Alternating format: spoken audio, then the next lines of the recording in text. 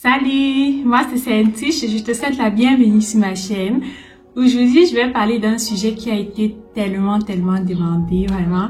Il s'agit de la coloration de mes cheveux. Comme vous voyez, je crois que vous imaginez que ça c'est pas ma couleur naturelle. J'ai coloré mes cheveux il y a un an, oui c'est vrai, un an, puisque j'ai fait la coloration en mai 2019, donc bientôt ça va faire un an que je porte cette couleur-ci sur ma tête. Et je vais alors vous raconter pourquoi j'ai coloré mes cheveux, je vais vous dire ce que j'ai utilisé, je vais vous dire où je l'ai fait et puis à la fin aussi je vais vous dévoiler si je recommande de le faire et si je le referai ou pas. Donc on se retrouve tout à l'heure après le générique.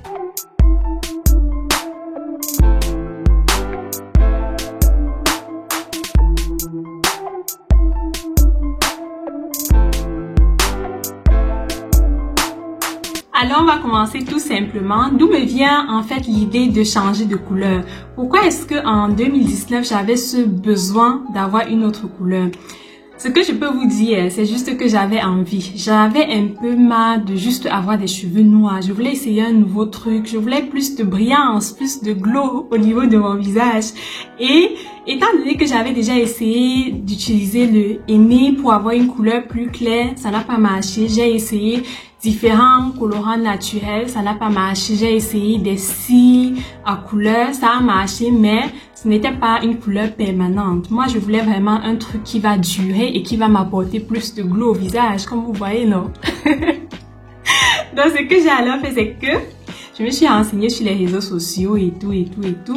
Et je suis tombée sur une marque. La marque s'appelle Clairol. Et cette marque fait spécialement dans des colorations pour des femmes noires. Bon, pour des personnes noires, hein, aussi pour des hommes noirs qui veulent changer de couleur naturellement. Donc, je suis donc allée sur le site de cette marque. Non, je suis pas allée sur le site de cette marque. J'ai plutôt tapé le nom de cette marque sur Amazon et j'ai donc commandé 2 paquets de colorants. Et j'ai choisi la couleur miel blanc. Vous vous demandez sûrement comment est-ce que je fais pour vouloir le miel blanc sur mes cheveux. Moi-même aujourd'hui, vrai, je ne me comprends pas. Et je suis même fière que le résultat final n'était pas le miel blanc parce que ça devait être très laid. Je dis bien, ça allait être tellement moche sur moi. Je suis tellement fière que ça n'a pas marché. Mais je vais vous raconter pourquoi ça n'a pas marché. Restez. Alors, j'ai commandé les 2 paquets comme je l'ai dit sur Amazon. Après quelques jours, le produit est arrivé. Ce que j'ai fait, c'est que j'ai pris les 2 paquets. J'ai filé, je suis sortie, je suis allée chez mes amies et elles m'ont aidé à faire la coloration. Donc, j'ai fait la coloration à la maison et je l'ai fait avec l'aide de 2 amies. Bisous à ces amies-là, elles vont se reconnaître. Donc, on a fait la coloration et tout. Elles m'ont vraiment beaucoup aidé. C'est elles qui plaçaient la couleur sur mes cheveux. Moi, j'étais juste là, assise, je donnais les ordres et elles suivaient mes ordres. Donc, c'est ça qu'on a fait. Et maintenant, sur l'histoire du résultat. Pourquoi est-ce que la couleur finale n'était pas miel blanc? Moi, comme je suis souvent, avant de faire ma coloration, je me suis renseignée sur YouTube. Là, je voyais que certaines filles enroulaient leurs cheveux dans du papier alu après avoir mis la couleur. Et aussi, je me rappelais de certaines scènes dans certains films, quoi, où quand on plaçait souvent la couleur sur les cheveux des gens dans les films, quand ils étaient dans les salons de coiffure et tout, après on enroulait le papier alu autour de leurs cheveux. Moi, je me suis dit, mais pourquoi ne pas faire aussi la même chose? Pourquoi est-ce que dans le mode d'emploi, ils ne conseillent pas d'enrouler du papier alu autour des cheveux? Je me suis dit, on va faire ça. C'est ce qu'on a alors fait. On l'a fait. On l'a vraiment fait. Et c'est pour ça que le résultat final n'était pas celui que j'attendais. Donc, on a posé la couleur et après j'ai dit à mes amis, mettez, s'il vous plaît, please, mettez le papier alu autour de mes cheveux colorés. Donc, c'est ce qu'elles ont fait. Et étant donné que le cheveu n'était pas en contact avec l'air libre, la coloration n'a pas pu vraiment agir comme elle devrait. Donc, je n'ai pas respecté le mode d'emploi. Et c'est un truc que vous ne devez pas faire. Alors, quelque part là, je vais mettre la photo du résultat un jour après la coloration. Je crois que je vais mettre la photo là. Non, attendez, je me mets ici. Voilà. Je vais mettre la photo là, comme ça vous allez pouvoir comparaître directement. Il y a vraiment une grande différence. Ça fait déjà presque un an que je porte cette couleur-ci et cette couleur a vraiment beaucoup changé, beaucoup. Souvent aussi, les gens me demandent si j'ai reteinté mes cheveux, si j'ai encore refait la coloration et tout, alors que non, pas du tout. La couleur aussi m'étonne de jour en jour. Elle change comme elle veut, mais j'ai la chance que le résultat me plaît toujours jusqu'ici. En tout cas, ça m'a toujours plu, quoi. Alors, je vais vous expliquer pourquoi la couleur a changé. Alors, comme j'ai bien dit au début, j'ai utilisé un produit d'une marque qui est spécialement faite pour des femmes noires. C'est le marketing, c'est ce qu'ils disent toujours.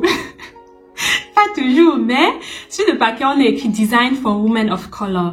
Donc, quand j'ai vu ça, pour moi, j'étais déjà touchée. Donc, je suis tellement devenue émotive. Je me suis dit, ouf, je prends ça. Enfin, un produit spécialement pour la femme noire. C'est ce que j'ai pris. Et aussi, surtout que sur le packaging du produit, ils avaient écrit sans ammoniac. Voilà. Et c'est un peu comme vous voyez, souvent, certains produits capillaires, on dit sans sulfate, sans parabènes, sans silicone. Ça attire directement la clientèle. Et c'est aussi le cas pour moi. J'ai été une victime. Oui, j'ai été une victime. Donc, j'ai acheté, non seulement c'est pour des femmes noires et aussi ça n'a pas d'ammoniac. Je me suis dit, c'est parfait. Donc, j'ai acheté le produit et j'ai fait ma coloration.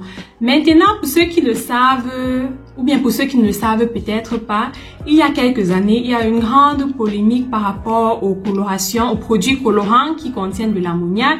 Certains disaient que l'ammoniac est nocif à la santé, que l'ammoniac endommageait encore plus les cheveux, et ci et ça. C'est alors pour cela que les entreprises ont commencé à produire de plus en plus des colorations qui ne contiennent pas d'ammoniac, ce qui était par exemple le cas pour la coloration que j'ai utilisée. Maintenant, est-ce que une coloration qui ne contient pas de l'ammoniac est moins nocive qu'une coloration qui contient de l'ammoniac? Bonne question. Et la réponse c'est non. On ne peut pas vraiment dire que celle qui ne contient pas d'ammoniac est mieux que celle qui contient de l'ammoniac. Pourquoi en fait? Alors, pour avoir une réponse à ce point-là, il faut forcément d'abord savoir pourquoi est-ce que l'ammoniac est même utilisé dans des colorations. Parce que vous dites certainement que les marques n'utilisent pas l'ammoniac dans leur coloration juste par ennui, juste par envie. Parce que l'affaire est... Ça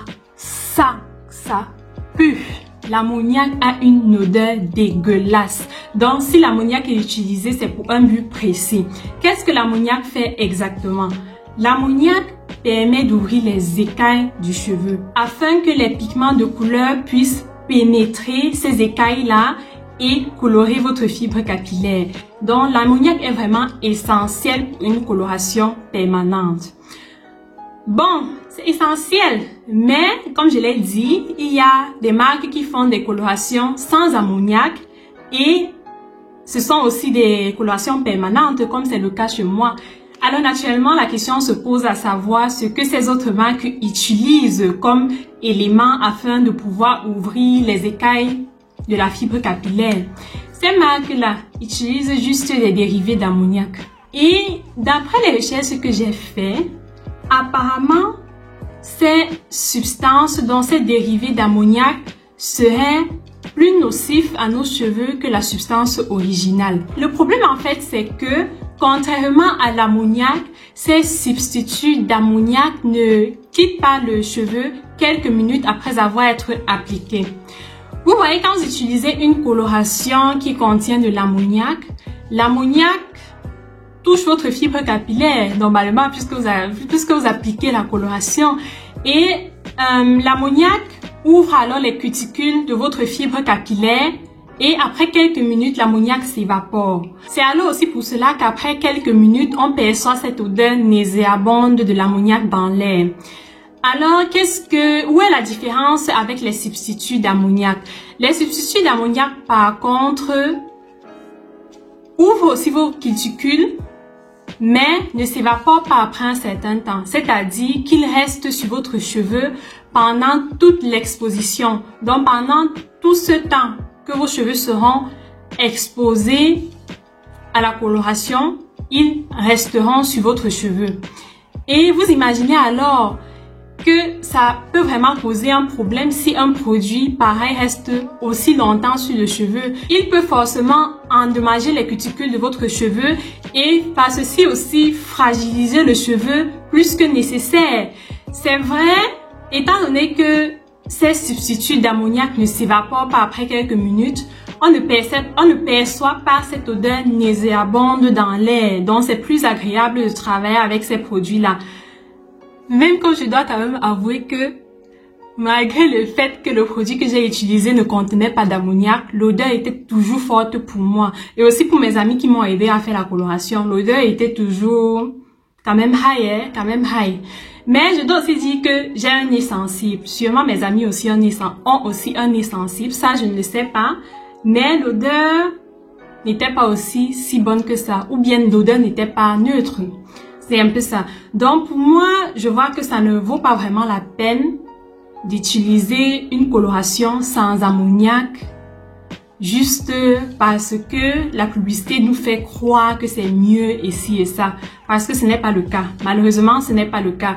Il faut juste vous mettre en tête que quand vous faites une coloration, il s'agit d'un procédé chimique, donc forcément, ça peut endommager vos cheveux. Surtout si après, vous n'apportez pas les soins nécessaires à votre chevelure. C'est une autre différence qui n'est pas aussi à négliger par rapport à l'ammoniac et aux dérivés de l'ammoniac est le fait que l'ammoniac, lui, il ouvre grandement les cuticules de votre cheveu.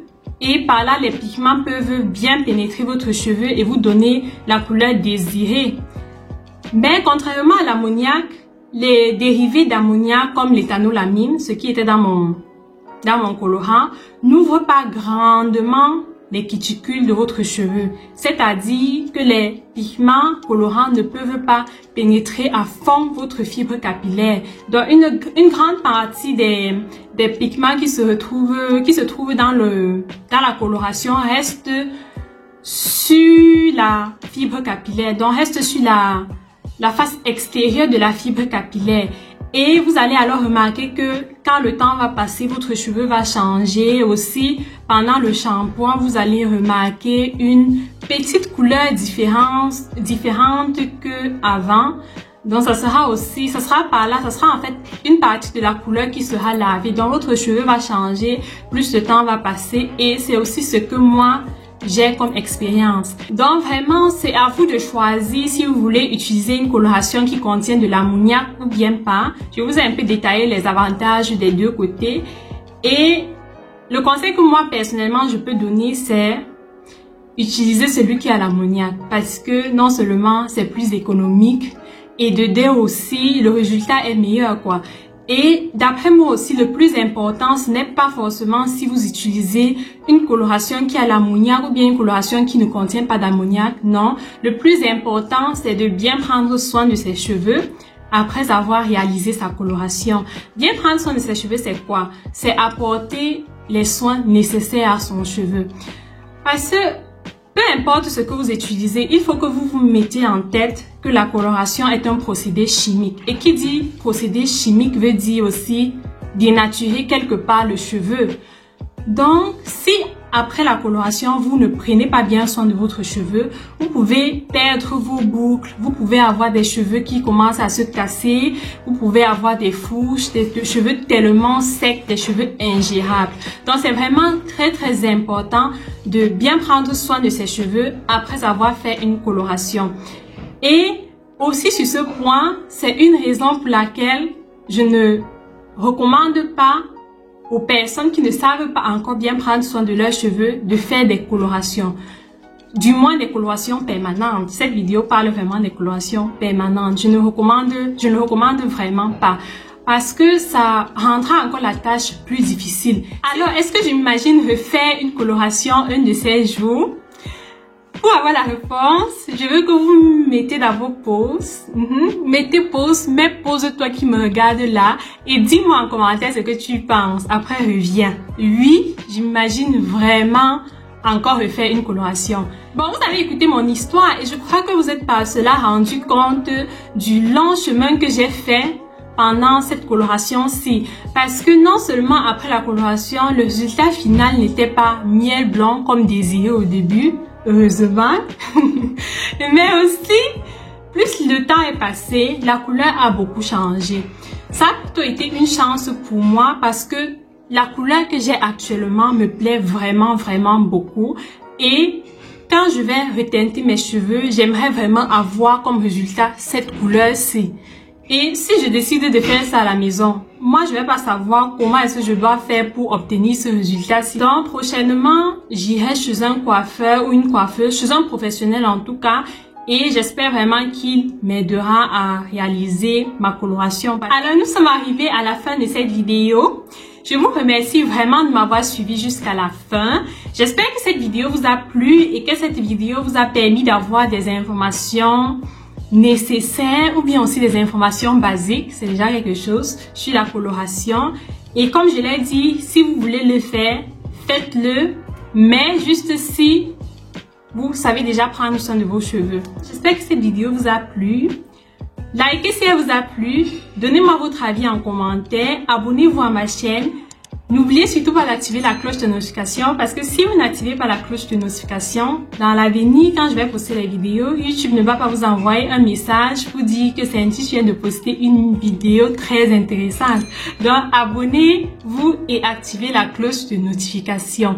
Et aussi, je vous prie de partager mes vidéos parce que c'est en partageant mes vidéos que je vais pouvoir agrandir mon audience. Sur ceci, je vous remercie encore une fois de plus de m'avoir suivi jusqu'à la fin de cette vidéo. Je vous dis bye et on se retrouve une prochaine fois. Bye!